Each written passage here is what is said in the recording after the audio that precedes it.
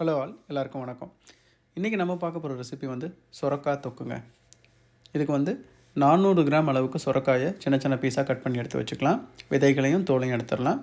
2 தக்காளி, 6 to 8 வரமிளகாய் கார அளவுக்கு ஏற்ற மாதிரி. அதுக்கப்புறம் 2 தக்காளி, கொஞ்சமாக புளி, 1 டீஸ்பூன் அளவுக்கு உளுத்தம்பருப்பு, 1 டீஸ்பூன் அளவுக்கு தனியா, 1 டீஸ்பூன் அளவுக்கு சீரகம். ஃபஸ்ட்டு ஒரு பேன் எடுத்துகிட்டு அது சூடானதுக்கப்புறமா 1 டீஸ்பூன் to 2 டீஸ்பூன் அளவுக்கு எண்ணெய் சேர்த்துக்கலாம். நல்லெண்ணெய் சேர்த்திங்கன்னா நல்லாயிருக்கும்.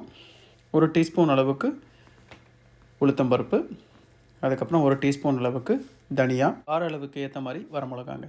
இதை வந்து 6 to 8 வரமிளகா வரைக்கும் சேர்த்துக்கலாம். 8 சேர்க்கும்போது பார்த்திங்கன்னா நல்லா காரம் நல்லா தூக்கலாகவே இருக்கும்.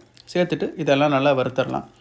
ஒரு நிமிஷம் to 2 நிமிஷம் வரைக்கும் வறுத்தரலாம். அதுக்கப்புறம் வந்து 1 டீஸ்பூன் அளவுக்கு சீரகம் சேர்த்துக்கலாம்.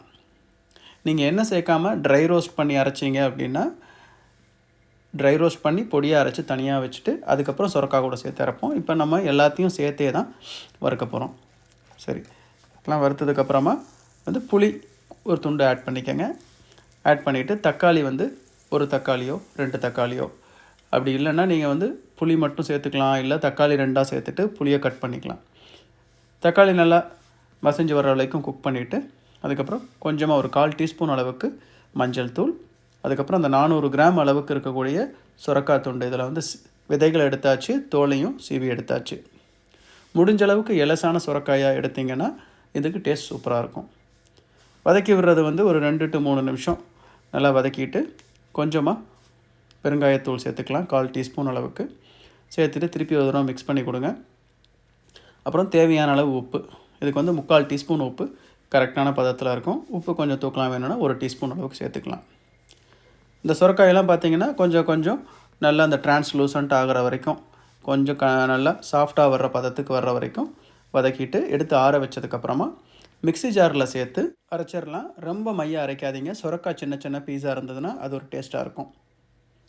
தண்ணி தெளித்து அரைக்கணும்னு அவசியம் இல்லை. சுரக்காயிலேயே கொஞ்சம் தண்ணி பதம் இருக்கும். அவ்வளோதான், அரைச்சாச்சு. அரைச்சதுக்கப்புறம் திருப்பி அதே பேனில் 1 டீஸ்பூன் அளவுக்கு நல்லெண்ணெய் சேர்த்துட்டு, நல்லெண்ணெய் சூடானதுக்கப்புறமா கொஞ்சமாக கடுகு, ஒரு 1/4 டீஸ்பூன் அளவுக்கு கடுகு சேர்த்துட்டு கடுகு வெடித்து வர்ற வரைக்கும் வெயிட் பண்ணுங்கள். கடுகு வெடித்ததுக்கப்புறமா கொஞ்சமாக கருவேப்பிலை சேர்த்துக்கலாம். அதுக்கப்புறம் ஒரு 1/4 டீஸ்பூன் அளவுக்கு உளுத்தம்பருப்பு, வேணும்னா 2 வரமிளகாயும் நீங்கள் சேர்த்துக்கலாம். சரிங்களா? சேர்த்ததுக்கப்புறமா நம்ம அரைச்சி வச்சுருந்த அந்த சுரக்காய் துவையலை இதில் சேர்த்துருவோம். சேர்த்துட்டு லைட்டாக ஒரு தடவை மிக்ஸ் பண்ணி நீங்கள் சர்வ் பண்ணிங்கனாவே அட்டகாசமாக இருக்கும். இந்த சுரக்காய் சட்னியாகவும் அதாவது துவையலாக கூட நீங்கள் சாப்பிட்டுக்கலாம். அந்த தொக்கு ஸ்டைலில் பண்ணணும் அப்படின்னு நினைக்கும்போது நீங்கள் இந்த பதத்துலேயே ஒரு 5 நிமிஷம் வரைக்கும் நல்லா கிளறி விட்டுட்டே இருங்க. எண்ணெய் அதிகம் சேர்க்க வேண்டாம். நீங்கள் ஆல்ரெடி சேர்த்த எண்ணெயே போதும். நல்லா அப்படியே திக்காக கன்சிஸ்டன்சி வரும். எண்ணெய்லாம் சைடில் பிரிஞ்சு வர ஆரம்பிக்கும். அந்த கன்சிஸ்டன்சி வரைக்கும் நல்லா வதக்குங்க. டைம் எடுத்துக்கோங்க. ஒரு மீடியம் லோவிலேருந்து மீடியம் ஹீட் வச்சுட்டு ஒரு 5 நிமிஷம் வதக்கிட்டு உப்பு வேணும்னா அட்ஜஸ்ட் பண்ணணுன்னா கொஞ்சம் அட்ஜஸ்ட் பண்ணிக்கலாம் டேஸ்ட் பார்த்துட்டு. அவ்வளோதாங்க. இது வந்து இந்த சுரக்காய் தொக்கு ஸ்டைலில் பண்ணிங்கன்னா ரொம்ப நாள் வச்சுக்கலாம். நீங்கள் ஒரு 2-3 நாள் கூட வச்சு இட்லி, தோசை ஆர் சப்பாத்திக்கு அட்டகாசமாக இருக்கும். இல்லை ரைஸில் பிணைஞ்சு சாப்பிட்டிங்கனாலும் சூப்பர் டேஸ்ட்டில் இருக்கும். அவ்வளோதான். ஸ்டவ்வை டர்ன் ஆஃப் பண்ணிவிட்டு என்ஜாய் பண்ணுங்கள். ரொம்ப சிம்பிளான ரெசிபி. சுரக்காய்க்கு இந்த ஃப்ளேவரில் பண்ணும்போது உங்களுக்கு வந்து நல்ல காரசாரமாக அட்டகாசமாக இருக்கும்.